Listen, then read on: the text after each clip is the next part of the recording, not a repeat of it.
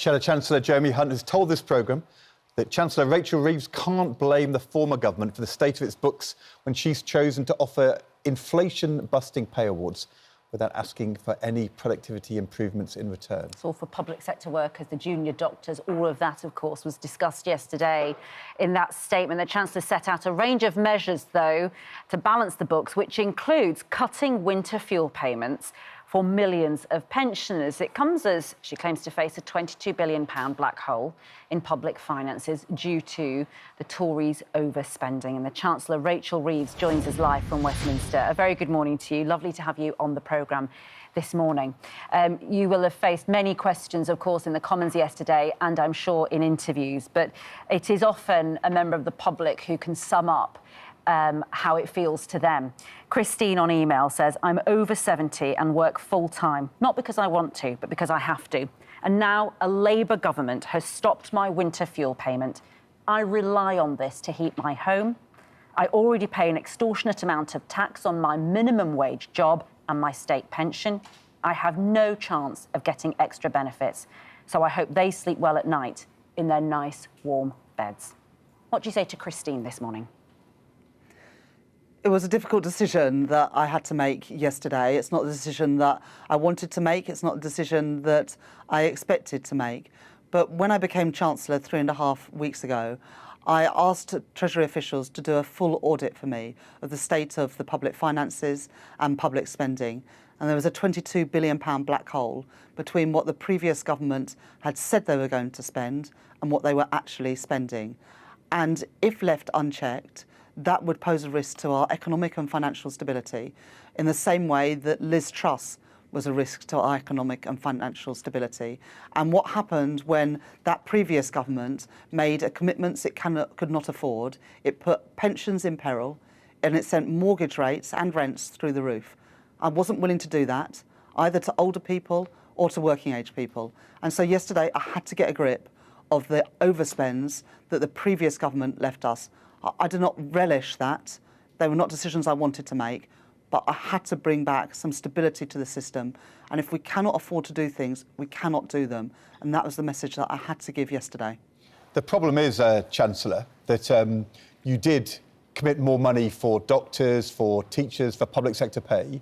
You reiterated your commitment not to raise taxes on working people, and you end up with the Daily Mail on the front page saying, so now we know who will pay for Labour spending, old folks on modest pensions.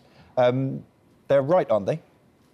There was a range of difficult decisions that I had to announce yesterday to absorb the recommendations of the independent pay review bodies. I've asked government departments to find £3.2 billion of savings through, for example, cutting consultancy, communication spend, finding efficiencies in back office. That adds up to £3.2 billion. Government commitments from the previous government, for example, on road and rail projects, on the National Hospitals programme. We had to make difficult decisions in a whole range of areas. Yeah. And I have to be honest with people, those difficult decisions are not over. I managed yesterday to announce £5.5 billion worth of savings this year and just over £8 billion worth of savings next year to put our public finances back on a firmer footing. But that is out of a £22 billion black hole that I found in the government finances that was covered up by the previous government. When I became Chancellor... Just to interject, the Institute for Fiscal Studies said during the election there was a conspiracy of silence between both main parties over the size of the problem that you were going to be facing. It wasn't just a Tory issue, that there was this sort of knowledge that you had, but you were both sort of tiptoeing around it. But can I just put something else to you? That your own Chief Secretary to the Treasury, when you were in opposition in November, wrote a letter to the Chancellor saying pensioners must not be forced to bear the brunt of Tory economic failure. And it was a direct question about whether pensioners who, he said, Darren Jones would be deeply concerned and anxious, would be stripped of the winter fuel payment. So your own Chief Secretary to the Treasury did not want to see this and was concerned that the Tory government would do it. Why is it OK for you to do it, but not for them? We didn't want to do this, but we were forced yesterday to find urgent savings to put our public finances and public spending back on a firmer footing. Just go to the point you made about the Institute of Fiscal Studies, who I hugely respect. Paul Johnson, the director, yesterday said that there were things that we announced yesterday that their institute were not aware of, that the previous government had in effect covered up, including the £6.4 billion cost of asylum above and beyond which the previous government had accounted for. So the previous government did engage in a cover-up. They were not honest with people about the state of the public finances going into the election. So why did you go along with a national insurance cut? Which the IFS have said, actually, you know, it costs about £20 billion. The black hole you've discovered, or you say is there, is £20 billion. But you went along with that national insurance cut. Ranvir, we did not know the state of the public finances when we were in opposition. This is information that I have published yesterday, which was news to the incoming government, was news to the country, and was news to most economists and experts, because the only people who did know the true extent of the pressures on our public finances were the previous government, and they covered it up. When I became Chancellor, Ranvir, on the 5th of July, the reserve put aside for emergency spending had already been spent 3 times over just 3 months into the financial year. That is the true extent of the inheritance left to this new Labour government. Now, I will make the difficult decisions to fix this mess, but people should be under no illusions about where responsibility lies. It lies with the previous government, who covered up and were not honest with the country about the state of the public finances or public spending pressures ahead of the election. I want to do different things. I want to run government differently. I want to be open and honest and transparent with people, and that's what I tried to do yesterday. Can we just kind of ask about who bears responsibility? Because yesterday in the Commons, you were pinning that on the Chancellor of the Exchequer, Jeremy Hunt. But actually, under the rules of Parliament, there's also a responsibility on the Treasury officials, the Permanent Secretary, at the Home Office and Transport too, that if they see things which are happening, they have a responsibility to act, to ask for a direction, so that can go to the Public Accounts Committee.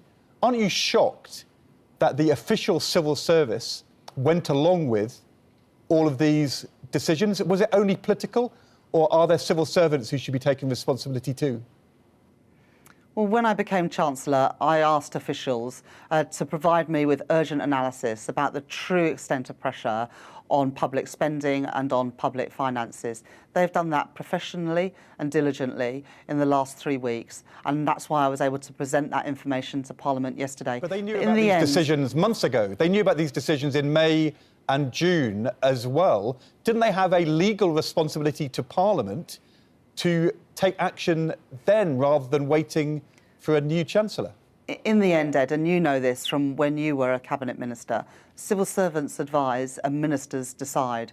And ministers made the decisions to not properly fund their projects, whether that was hospital building, transport projects, asylum claims. In the end, the buck stops with the people in power. I'm not going to deflect and blame civil servants when I get things wrong, and the previous government shouldn't do that either. They should take responsibility themselves. We were in the House of Commons yesterday for 2 hours, and not a single Conservative, either backbench or frontbench, apologised to the country for spending the reserve 3 times over just 3 months into the financial year and leaving a £22 billion black hole in the public finances. The country kicked them out 3.5 weeks ago because they were sick of their lies and deception. What they found out yesterday, what the country discovered yesterday, was the true extent of the cover-up that the Conservative Party were engaged in, a £22 billion cover-up about the state of our public finances. They should not be forgiven for the mess that they created, that now this new Labour government is fixing. OK, many more questions still to ask, but we've run out of time. But Chancellor Rachel Reeves, thank you so much for joining us on the programme. I mean, strictly speaking, the Chancellor is not right there. The civil servants do have a responsibility to ask for a direction, for that to go to the Public Accounts Committee. I think there'll be a lot of scrutiny on this in the coming weeks. Well, the Office for Budget Responsibility is launching a review of what happened in March, aren't they, to say what on earth was actually going on, because nobody should have been shocked by the lack of money in the reserves.